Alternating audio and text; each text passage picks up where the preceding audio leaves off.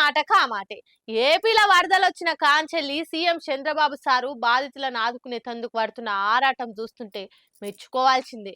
తిన్నది పెయిన పట్టకుట, రాత్రి పగలు అన్న చూడకుట, ఎప్పటికప్పుడు ఆఫీసర్లను ఉరికిచ్చిన తీరు చూస్తుంటే బెస్ట్ డిజాస్టర్ మేనేజ్మెంట్ అవార్డు ఇవ్వచ్చు అని అనిపిస్తుంది. బాబు సార్ సంగతి తెరుకున్నదే కదా. ముందే పన్రాక్షసుడు అందులేమన్నా ఆపదలు వస్తూకుంటాడు.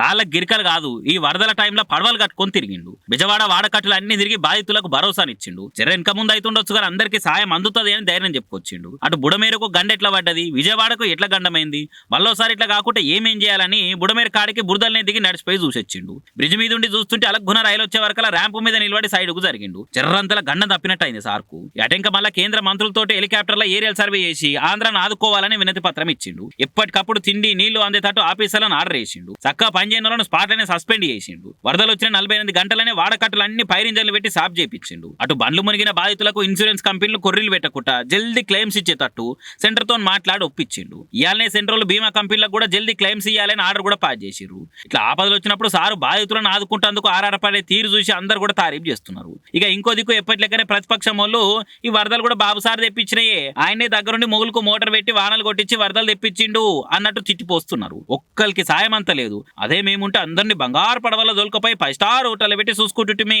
అన్నట్టే తిట్టిపోస్తున్నారు. ఈ టైంలో ఓగలు ఉన్నామనే భరోసాని ఇవ్వాలి కానీ అది మనిషి ఇట్లా రాజకీయాలు చేస్తున్నారని ఆ రెండు పార్టీల కార్యకర్తలు ఆన్లైన్లో పెద్ద పోరాటాలు చేస్తారు పరి.